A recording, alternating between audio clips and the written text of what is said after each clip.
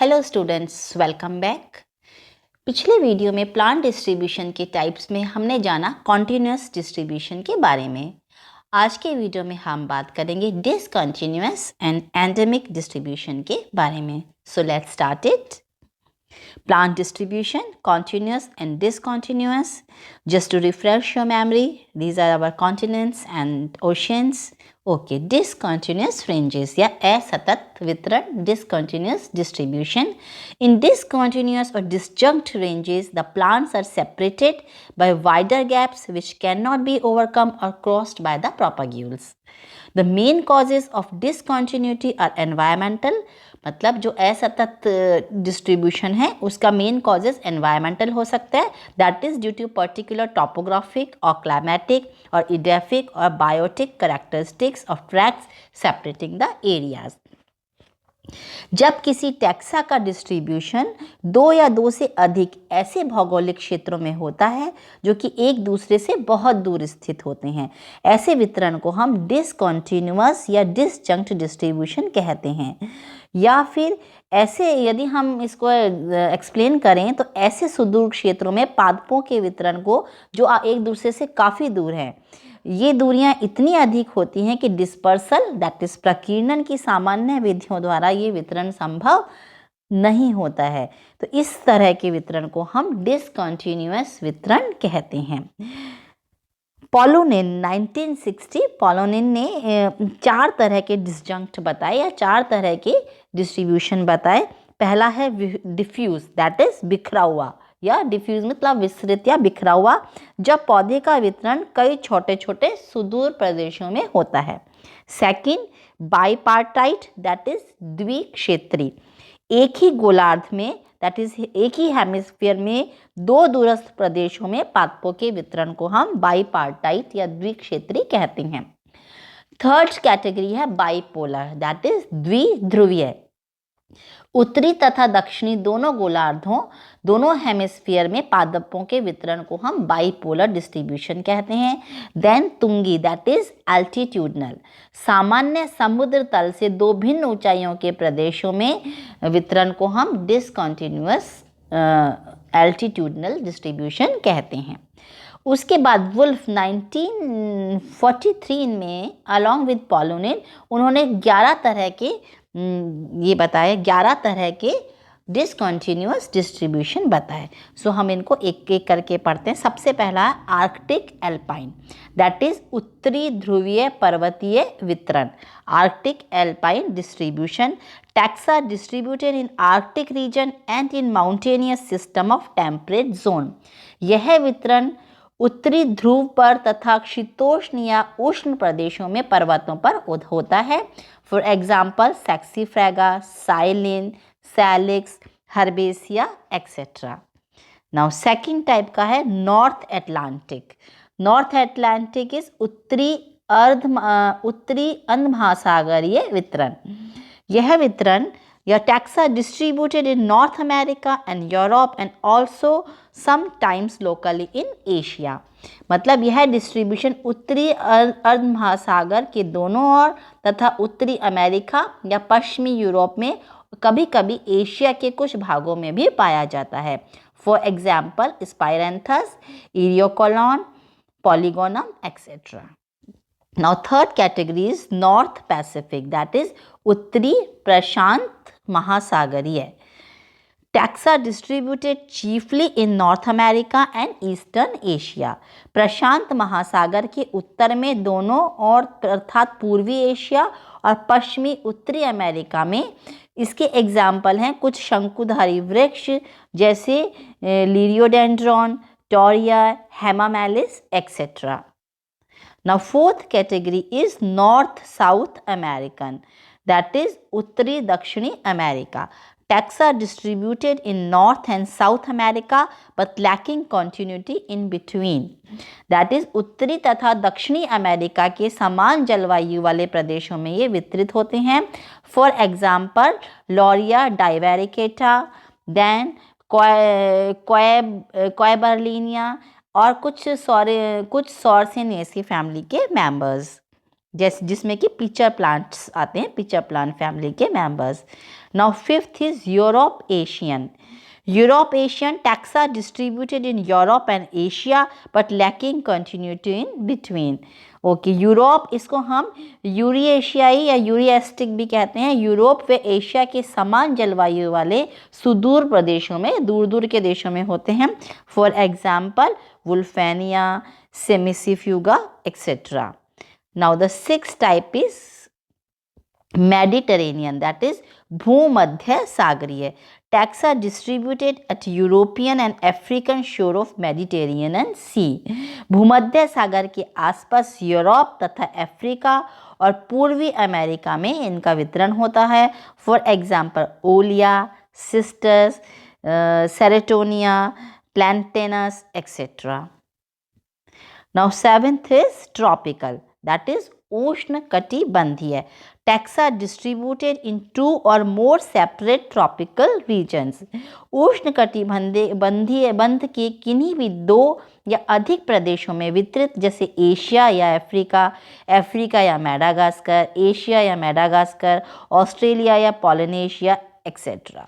For example Pandanus, Coffea, Nepenthes, Viola, Annona, Dacrydium etcetera. Next is South Pacific, that is दक्षिणी प्रशांत महासागरीय। Taxa distributed at least in South America and New Zealand. प्रशांत महासागर के दक्षिण में दोनों ओर अर्थात ऑस्ट्रेलिया, न्यूजीलैंड और दक्षिणी अमेरिका में इनका वितरण होता है। फॉर एग्जाम्पल हैबे, ड्राइमिस, पर्टेनिया, लॉरेलिया तथा कुछ यूक्राइफिएसी फैमिली के members. Then South Atlantic is दक्षिणी अंध महासागरीय। Taxa distributed at least in South America and Africa. दक्षिणी गोलार्ध में अंध महासागर के दोनों ओर अर्थात दक्षिणी अमेरिका तथा दक्षिणी अफ्रीका में विशेषतः शीतोष्ण प्रदेशों में इनका वितरण होता है। For example Sacoglottis, Asclepias, then पॉलिग्मा, Telanthera etcetera. Then Antarctic, that is दक्षिणीय ध्रुवीय। Taxa distributed on Antarctic mainland and parts of South America, New Zealand and Australian islands. For example, Nothofagus. उसके अलावा एक category before starting Gondwana type, एक है intercontinental, मतलब एक महाद्वीप में लेकिन बहुत दूर दूर स्थित प्रदेशों में वितरित। इसके एग्जाम्पल हैं ड्रोसेरा, जैसे ऑस्ट्रेलिया में पाया जाता है ड्रोसेरा, यूरोप में Rubia, okay, Rubia and Daboecia, Erica etcetera. तो जो डिसकंटिन्यूस डिस्ट्रीब्यूशन की दृष्टि से जो कुछ एनिमल्स हैं उनका जो डिस्ट्रीब्यूशन है वो भी बहुत इंटरेस्टिंग है। फॉर एग्जाम्पल डिप्नॉय वर्ग की कुछ मछलियाँ केवल ऑस्ट्रेलिया, अफ्रीका तथा साउथ अमेरिका में पाई जाती हैं। यदि हम बात करें इसकी how to explain this discontinuous distribution, तो इसके बारे में कुछ साइंटिस्ट ने अपने अलग अलग तरह से इसको एक्सप्लेन किया, तो उनके अपने मत हैं। तो सबसे पहले हम बात करेंगे क्रॉइज़ार्ट इन 1952 to 62, उसके मत के अनुसार पुष्पी पादपों का उद्भव व विकास दक्षिणी ध्रुव प्रदेश दैट इज अंटार्कटिका में हुआ, जहां से ये विभिन्न दिशाओं व मार्गों से होते हुए उत्तर की ओर फैल गए। तो क्राइज़ार्ट के इस मत को हम कहते हैं हॉल एंटार्क्टिक मत या हॉल एंटार्क्टिक कॉन्सेप्ट कहते हैं। कई बार ये आपके शॉर्ट क्वेश्चंस में आ जाता है कि what is hall Antarctic concept, और ये किसने दिया? क्राइज़ार्ट ने दिया। ओके, पर कुछ लोगों ने इसको अपोज किया या कुछ साइंटिस्ट ने इस जो क्राइज़ार्ट की जो कॉन्सेप्ट है उसको अपोज किया, और उन वैज्ञानिकों के विचार से उनके हिसाब से विश्व के भिन्न भिन्न भागों में समान पादप कुल, वंशों और जातियों का उनका स्वतंत्र रूप से विकास हुआ, मतलब इंडिपेंडेंटली उनका डेवलपमेंट हुआ। और इस इंडिपेंडेंट या स्वतंत्र जो उद्भव या विकास हुआ उस विचार को हम कहते हैं पॉलीफाइलेसिस कॉन्सेप्ट या बहुजाति वृत्तीय विकास, इसको संज्ञा दी गई। तो एक टर्म तो है पॉलीफाइलेसिस दैट इज जो कि स्वतंत्र उनका विकास दर्शाता है, और एक मत है होल एंटार्क्टिक मत। मतलब उनका जो विकास है या उद्भव है वो एंटार्क्टिका से हुआ। तो ये दो मत हैं। उसके अलावा एक जो हम यदि गोंडवाना टाइप की बात करें तो ये कॉन्सेप्ट है एक्चुअली। तो जो गोंडवाना कॉन्सेप्ट है तो taxa distributed in more than one continent which tends to embrace Africa, Madagascar, India and Australia. तो आप इस पिक्चर के अंदर देख सकते हैं, पहले आपने पिक्चर देखी थी तो इनके बीच में क्या थे, ओशियंस थे। यहाँ पर देखिए कितने पास पास है, साउथ अमेरिका, अफ्रीका, ये इंडिया है ना, एंटार्क्टिका, ये सारे इतने बिल्कुल they are very close to each other. तो इसके अलावा जो गोंडवाना लैंड कॉन्सेप्ट है वो वैगनर ने दिया 1912 के अंदर, और इस थ्योरी को हम कहते हैं theory of continental drift, that is महाद्वीपीय विस्थापन का सिद्धांत। अब ये क्या है, इसके अनुसार जो महाद्वीपों की आकृति और स्थिति वर्तमान के समान न होकर पृथ्वी के जन्म के समय भिन्न थी। प्रारंभ में पृथ्वी का स्थल एक ही भूभाग पैंगिया था, जो भी पृथ्वी का भूभाग था वो क्या कहलाता था, पैंगिया कहलाता था, और जो जल भाग था वो भी एक ही था, वो जल भाग कहलाता था पैंथालसा। ओके, तो पैंगिया एंड पैंथालसा मतलब एक ही भूभाग था पैंगिया एंड एक ही जल भाग था पैंथालसा। कार्बोनिफेरस काल में पैंगिया तथा सर्वभूमि में दो खंडों, अब जो पैंगिया था उसके दो खंडों में वो डिवाइड हो गया। कौन कौन से दो खंड, उत्तरी महाद्वीप और दक्षिणी महाद्वीप में ये टूट गया।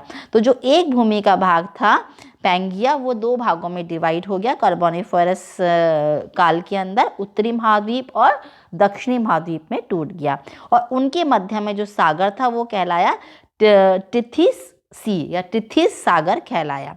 जो प्रथम खंड था उसे लॉरेशिया कहा गया। लॉरेशिया में आता है उत्तरी अमेरिका और एशिया। और जबकि जो दक्षिणी महाद्वीपों को जो सेकंड पार्ट था जो कि दक्षिणी महाद्वीप बना उसको कहते हैं गोंडवाना लैंड। तो ये गोंडवाना लैंड कॉन्सेप्ट था। गोंडवाना लैंड जो था वो प्राय जनरली तब के टाइम वनस्पति विहीन था।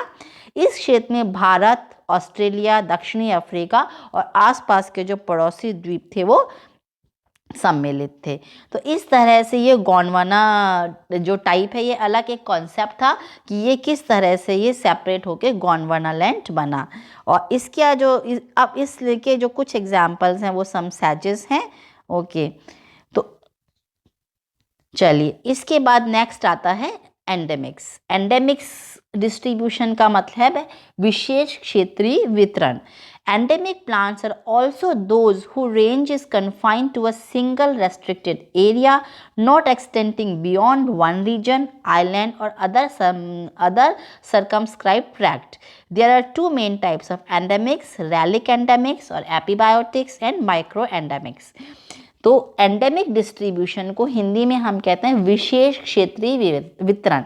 जैसा कि आपको नाम से पता है, जैसे एंडेमिक डिजीज है या कोई विशेष क्षेत्रीय मतलब वो किसी पर्टिकुलर रीजन के अंदर ही हैं। तो जब किसी जाति, वंश या किसी अन्य टैक्सा या वर्गक का वितरण किसी एक ही सीमित क्षेत्र में होता है, ओके, तब ऐसे वितरण को हम कहते हैं विशेष क्षेत्रीय या एंडेमिक डिस्ट्रीब्यूशन कहते हैं। ऐसी पादप जातियों की संख्या काफ़ी अधिक होती हैं, लेकिन उनका वितरण बहुत ही छोटे छोटे एरिया तक, छोटे छोटे क्षेत्रफल तक ही लिमिटेड होता है या सीमित होता है। और ये जो छोटे छोटे एरियाज में है इनको ये विश्व में फिर अन्यत्र कहीं नहीं पाए जाते। तो इसके हिसाब से जो दो टाइप्स के जो एंडेमिक हैं, जैसा कि मैंने पहले बताया, तो सबसे पहला है पूरा विशेष क्षेत्रीय या अतिजीवी या अवशेषी वितरण। इसे इंग्लिश में कहते हैं पैलियो एंडेमिक और एपीबायोटिक और रेलिक्स।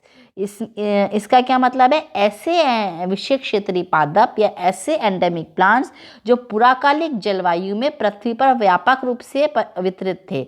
मतलब पहले के ज़माने में या पुराकालिक जलवायु में वो व्यापक रूप से डिस्ट्रीब्यूटेड थे, लेकिन वर्तमान में अत्यंत संकुचित होकर एक या कुछ ही अत्यंत सीमित क्षेत्र में पाए जाते हैं। मतलब पहले तो वो बहुत अच्छे से जनरल मतलब व्यापक रूप से डिस्ट्रीब्यूटेड थे हर जगह पर अब वर्तमान के अंदर वो संकुचित होकर एक ही जगह पर या कुछ सीमित क्षेत्रों पे पाए जाते हैं। उन्हें हम कहते हैं पूरा विशेष क्षेत्रीय प्लांट्स कहलाते हैं।